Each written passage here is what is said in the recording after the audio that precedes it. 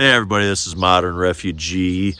Uncle Bumble just pulled out of here. We just got back from our overnight, and I thought I'd take just a few minutes to go over the kit with you guys. It worked really good for me. I really had the right mix of items this time for him and I to just go out and enjoy ourselves and try our gear out. But I'm going to turn the camera around here, and I'm going to show you guys what I had and how I had it packed. All right, this is the kit here. First of all, a chair. Now, I know a lot of people will tell you just sit up against a tree and go out and camp like that, but I'm here to tell you that's going to be an uncomfortable 24 hours if you go out and just sit on the ground. Well, you can do it, and I've done it lots of times myself. You're just more comfortable if you're going out for recreation to have some kind of chair. So always keep that in mind. If civilization collapsed and I had to start over and rebuild everything from scratch, the first two things that I would build would be a chair and a table. Water. I only use one of those large containers of water on this overnight, and I drank a Mountain Dew and a half of another Mountain Dew, and some of that water that I used in there, that was for my coffee this morning and for what we cooked last night. I don't go through as much water as a lot of people. I don't know why. I've just, I always take more than I think I'm going to need, but I took a good 5 quarts of water this time, and like I said, that was pretty much all that I used. And as far as the Mountain Dew goes, well, that's kind of a comfort item. And you talk to long-distance hikers and stuff, they'll always talk about a comfort item, a food item, something like a coffee cup or a special blanket that they like or whatever. It always makes your morale better if you have the comfort items. Another thing is trash. You always got to consider your trash and how to pack that back out. And I always like having a couple of Ziploc bags. Like I had this Ziploc bag right here that I had our food in, and after I cooked our food, I went ahead and I used it as the trash bag. Put everything in there and zip it up. Any wipes or anything that you might use to clean stuff up, I threw that all in there and zip it up, and that way I can pack it out and you don't get that nasty stuff on the inside of your pack. Anyway, I'm going to zip the packs here, or unzip the pouches that I got here and show you guys what I got in here. And this is the front pouch right here.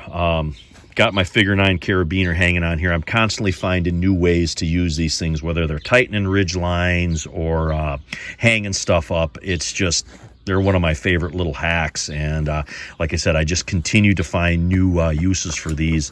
I got my saw and my cup hanging out here. The saw I took along, but I really didn't use. I'm probably not going to include that in an overnight kit from now on when we go out. And this is my favorite cup right here. This cup's been all over the place, and it's just hanging on the outside here. So if I was in bear country, it would be it'd basically be an improvised bear bell. But sometimes you just want to grab your cup to make some coffee or have a drink or something, and it's nice to have a cup on the outside of the pack. At least that's how I look at it. And inside the front pouch here, this is my where I had basically all my food crammed in. I brought some trail mix, but of course didn't use as much as I thought I was going to use. And you always want to stuff stuff inside your pot. So your pots, your dishes, your burner, your fuel, you can just add that into the pot, and then you got a makeshift way of transporting all that stuff. And something about a pot. Well, you can cook everything in a bush pot. A lot of people will use the bush pot as their cup, and if you only got that bush pot and you want to make a little food, but then you want to use that as your cup too, that's kind of a pain, because you got to sort of clean out the food of the one to make your coffee or whatever. So if you're going to go out and you're going to kind of cook your own food and not have it in pouches or whatever, it's good to have both a cup and a bush pot, or something that you can use as a cup and then something to cook your food in. Another thing is this schmog here. Sometimes I don't carry a schmog, but when I'm going on overnights, it's basically like a makeshift tablecloth. You can throw it down on the ground if you don't really have a table to use as a camp kitchen. Sometimes those picnic tables and stuff, they're filthy. So you want to have something to cover that up when you're preparing your food or you're preparing your stuff. So then this is not only a towel, but it's also basically like a makeshift tablecloth. So that's sort of that pouch right there. And then this one right here was sort of my important gear. I kept my headlamps in there. I actually got 2 headlamps in there because headlamps have a tendency to malfunction sometimes. So that's one piece of item I like having 2 of. I got my fire starting stuff in here, but basically all I used was the lighter in my pocket to light my stove with. And I did bring a ferro rod too. Again, I didn't need it. It's too dry out here, and we decided it wasn't worth starting a fire. I did throw a water filter in here, one that screws on. One of those bottles right there that I could use if I wanted to purify water, that if we found anything or practice with that stuff. And then these side pockets here is where I had my extra water in. But like I said, whether or not I'd carry this much water next time on an overnight, I'm probably not going. I'm probably going to save the weight of carrying my stuff out there. Anyway, I'm going to get the main compartment opened up. The main compartment basically had all my sleep gear in it, and I'll show you guys what that looks like too. And this is what the inside of the kit looks like. The water bottles I just shoved in here and then zipped everything up and compressed it. But like I said, I almost had too much water for this trip here. I didn't use near as much. And then I got my poncho liner, my wool blanket, and then in this yellow pouch here, I have the underquilt for my hammock. So this is basically the core of my warmth to keep me warm. This is my wrapped up butt pad that I can compress down, or I can open up and kneel on or sit on, whatever that I need this for. And should have something to sit on. Especially if you don't take a chair, you should have something to sit on or kneel on when you're doing work. Wipes always find their way at the top of the pack for cleaning your hands after you're cooking or whatever that you need wipes for. And then I got my rain fly and my hammock right here at the top, because you're going to put your rain fly up and you're going to put your hammock up first, and then you're going to add the warmth stuff to it. So that's why I sort of have that at the top. And then I got some bug juice in here, but this pack right here, I've got my ridge lines and my rope and my little loops of bank line stuff that I use to hang and put up my shelters, and also some tent pegs that I have in here. So then this center part here is just the core of my kit. So this is what gave me a comfortable night out. It was in the 50s last night.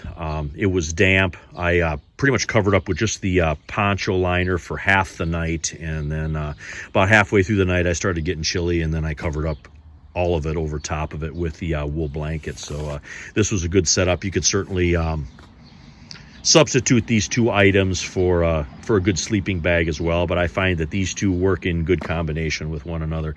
Anyway, I'm going to turn this around here for you guys, give you guys a wrap up. Couple things I want to mention here in the wrap up for you guys on this gear is on knives. While I had my bushcraft knife, it hung around my neck the whole day. I didn't really use it. It just sort of hung there and looked pretty, but I didn't really use it. And a good sharp pocket knife did everything I needed it to do. If I needed a stick for a toggle, or I needed it for food prep or cut open a package, this is really all that I needed. So sometimes you don't need those big gigantic knives if you're just going out on a trip like this. Spoons, knives, forks, you should have one of those in every pack, something to eat with, because I'll tell you what, you got to stir something, you got to, feed yourself. One of these, I know you can carve a spoon, but one of these is essential in my mind.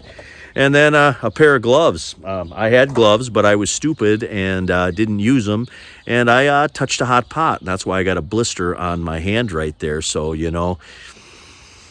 when you're out camping and you're cooking your own food and you're staying warm and you got a fire and you got all that stuff, heat is sort of your enemy. I had a friend of mine that told me that this sort of does survival training and stuff, that burns are one of the most common things that happen around camp when they're doing their classes and stuff. And that little white spot on the palm of my hand is proof of that.